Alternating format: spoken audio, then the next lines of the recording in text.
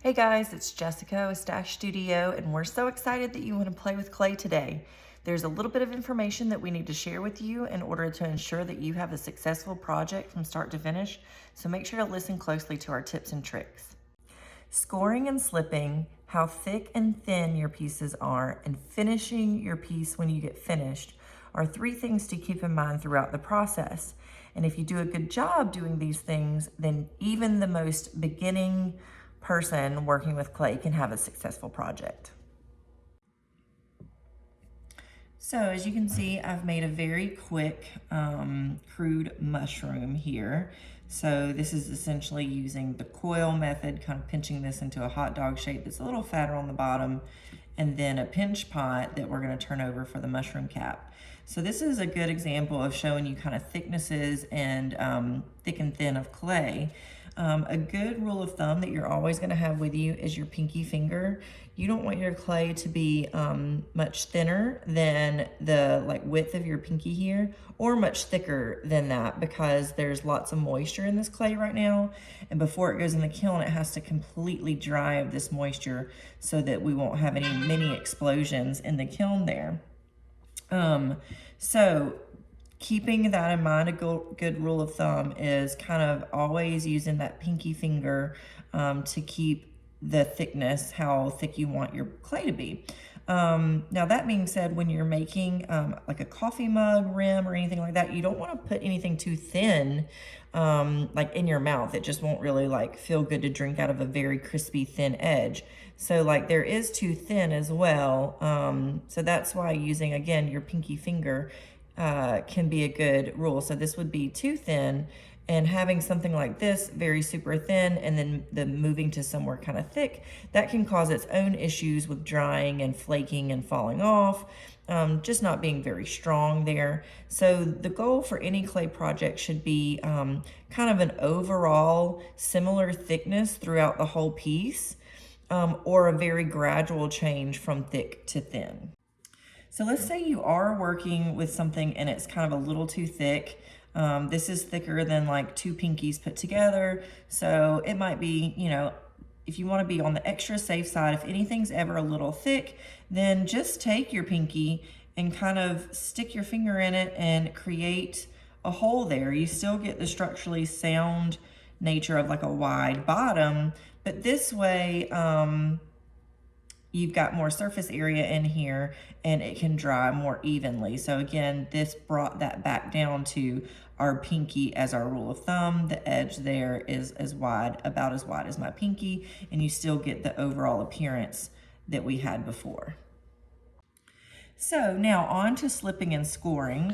When you just kind of rub these two pieces together, they're gonna seem like they're attached. That's because wet clay is sticky, all right? So in order to assure a proper bond, we have to do something called scoring, which is a fancy term for scratching. You can think of this like roughing up, like sanding down furniture before you paint it. If you want to be completely safe, doing both sides is always a good bet. And then you should have something like slip or even just a little bit of water. So when you apply water, you just kind of tap it into those roughed up areas. You don't want to get rid of your lines. You're basically creating that slip, that really watery clay. Or we have this jar of slip if nobody else is using it, and you can just kind of slap some of that on there.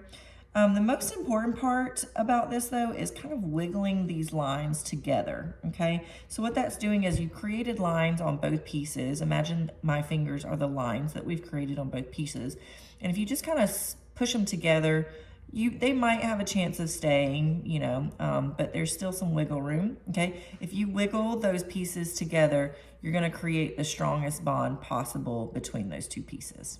Okay, so that's slipping and scoring, and it has to be done no matter how big or small the pieces that you're attaching. If you want the pieces to stay together, you need to score and slip. As you work with your clay, you're going to notice that it's going to dry out, and you might find that it's going to start cracking along the edges where it's drying a little bit more quickly. That's normal, as long as it's not structurally affecting your piece structurally. I wouldn't really worry about it. At the very end though, we do recommend just taking this tiniest little bit of water on your finger and smoothing out your clay by just kind of rubbing your finger along the edges.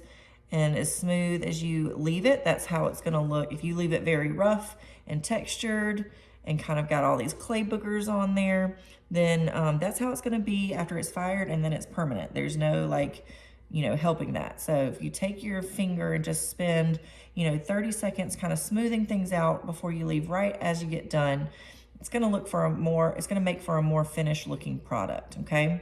If you've really overworked your clay, let's say you've started over a couple of times and you've really gotten it dried out, there might be no saving your clay, okay? So if you do find that in the middle of your project, you're just like, ugh, I'm not feeling it, I want to, start over again, call us over before you totally smush and rework, because there might be something that we could do.